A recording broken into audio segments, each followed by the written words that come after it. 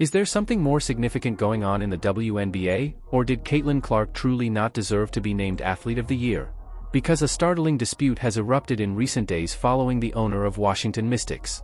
Sheila Johnson asked why Clark was given special recognition for one of the greatest awards in sports. Next, Ben Shapiro intervened and responded in a way that has since gone viral in sports media. However, this is not only about one.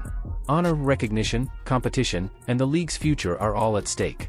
One of the bizarre controversies of the last week is Caitlin Clark, who is the WNBA's only nameable star. Here, for example, is WNBA team owner Sheila Johnson. Here she is, ripping Caitlin Clark and the fan base for liking Caitlin Clark, saying it's only because Caitlin Clark is. It all began when Sheila Johnson openly questioned the choice to designate Caitlin Clark as an Athlete of the Year, implying that the league should have shared the limelight. Her claim? That concentrating on a single player could lead to conflict and obscure the several gifted sportsmen in the WNBA. However, there was an immediate pushback to that comment, because Caitlin Clark is more than simply another participant. She is the league's greatest motivator in recent memory. They have put the whole WNBA on that cover and said the WNBA is the league of the year because of all the talent that we have. Because when you just keep singling out one player, it creates hard feelings. And so now you're starting to hear stories of racism within the WNBA, and I don't want to hear that. We have got to operate and become stronger as a league and respect everybody that's. Let's examine the impact in more detail. It wasn't only that Caitlin Clark joined the league, she changed it from shattering records to viewership, packed stadia, and high levels of social media interaction. The existence of Clark has directly impacted the WNBA's expansion, and even detractors acknowledge that she has given the league previously unheard of attention. Take a look. Putting the entire WNBA on the cover because not everybody can fit and nobody knows who any of those people are. By the way, 31% apparently of the entire Washington Mystics ticket sales this year came in 2 games. I will give you a guess as to which player was featured in those 2 games. Let's examine the impact in more detail. It wasn't only that Caitlin Clark joined the league, she changed it from shattering records to viewership, packed stadia, and high levels of social media interaction. The existence of Clark has directly impacted the WNBA's expansion, and even detractors acknowledge that she has given the league previously unheard of attention. Take a look. I'm going to be completely honest about this. I thought what Wizards owner Sheila Johnson said about Caitlin Clark came off as racist. Sheila Johnson is the black billionaire owner of the NHL's Washington Capitals, the NBA's Washington Wizards, and the WNBA's Washington Mystics. Johnson said she did not agree with Time magazine making Caitlin Clark the first ever WNBA player to be Athlete of the Year. However, opinions on what that entails vary. While some contend that greatness should be shared equitably, others deserves praise. This discussion has swiftly grown into a much larger one concerning identity. Discusses rivalry and the development of leagues in the contemporary era, because the truth is that stars are the lifeblood of sports. Additionally, every major league, from the NBA to international soccer, has been constructed around attention-grabbing, exceptional athletes. And with putting Caitlin Clark on the cover. Johnson said the entire WNBA should have been chosen as the League of the Year, and that numerous stars should have been put on the cover. She said the WNBA has a long legacy of black stars, and that, and I quote, "Something clicked with the WNBA last year because of the draft. It's not just Caitlin Clark, it's Reese," as in, of course, Chicago. The Angel commentators and sports analysts have also offered their opinions. Some people support Sheila Johnson's viewpoint, claiming that teamwork has always been the foundation of the WNBA. Some claim that discounting Clark's impact disregards what the numbers make very evident. Another layer then emerged, the conversation about how media public perception is shaped by tales, because a story like this becomes more than simply a basketball narrative once it goes viral. And I quote, "There's so much talent out there that's unrecognized, and I don't think we can pin it on just one player. When you single out one, it creates hard feelings," end of quote. Johnson said, "What's been happening to black players on social media," and I quote, "has got to stop," in that, and I quote again, "this division of racism is going to tear us apart."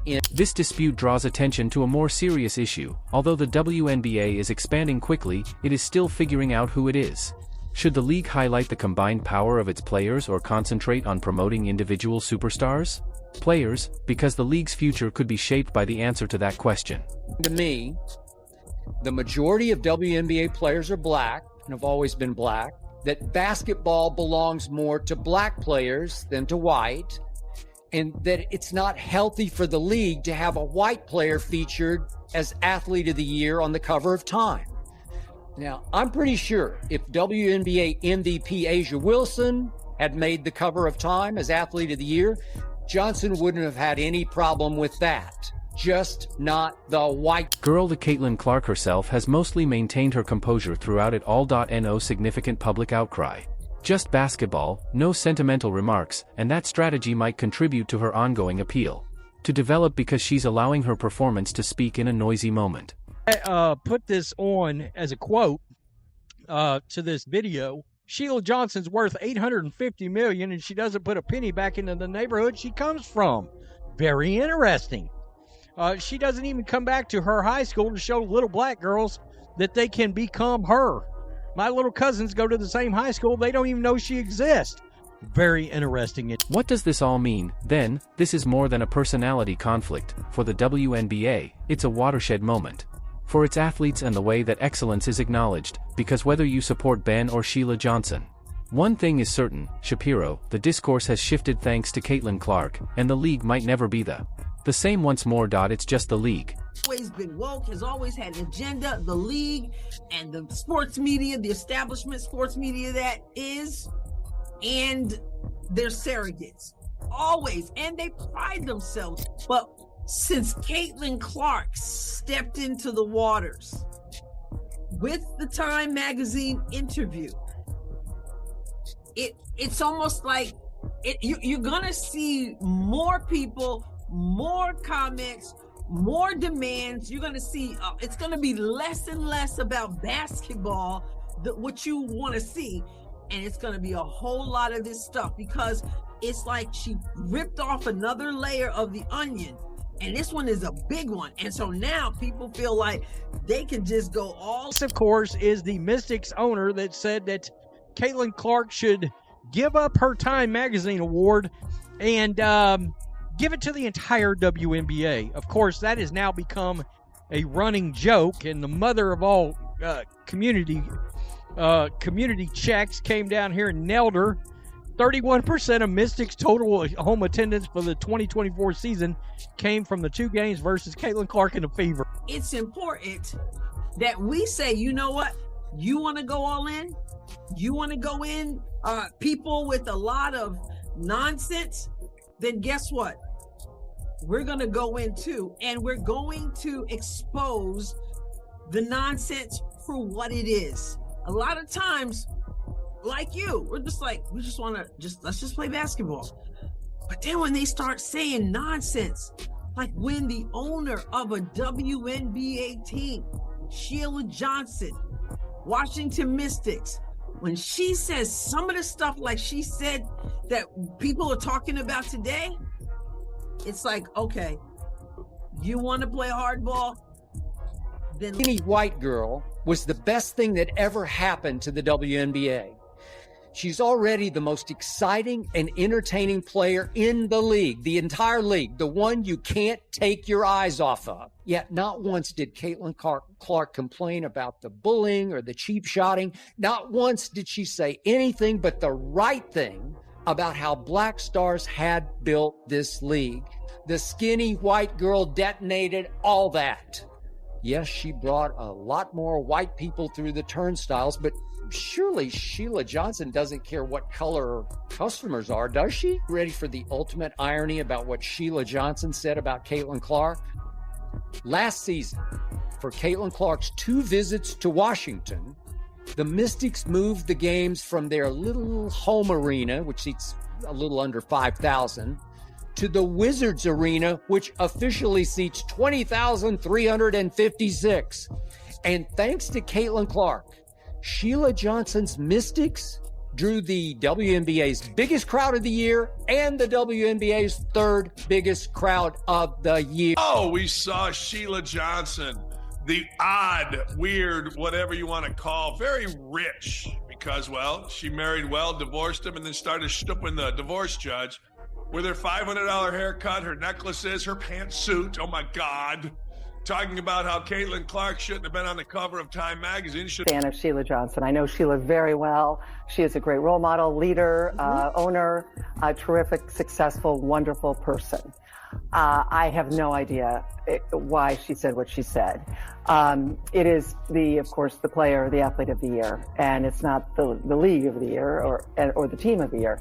Caitlin Clark deserves. Of the WNBA, the commissioner of the WNBA said, look, let's help these ladies out. Let's give them a place to play. So it's the worst business decision ever. If you watch Yellowstone, selling the land for $1.25 per acre, not a great land deal. Where the worst business deal in the history of business deals is the NBA supporting the WNBA. That's who made the league. The women, the African-American or white, doesn't matter. Women of the WNBA didn't make shit.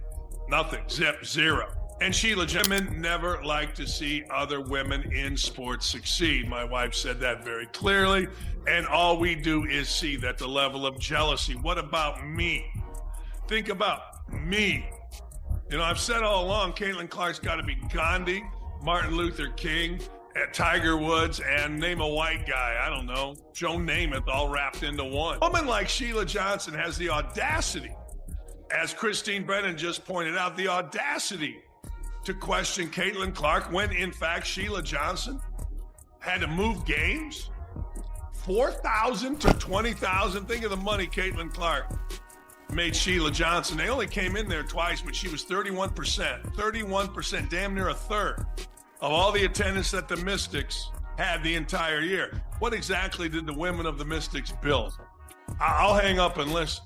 What exactly did Sheila Johnson and whatever woman plays for the Mystics, what exactly did they build? A league that was handed money to play in a 4,000-seat arena? Oh, just stop the stupid. Just stop the incredible stupid.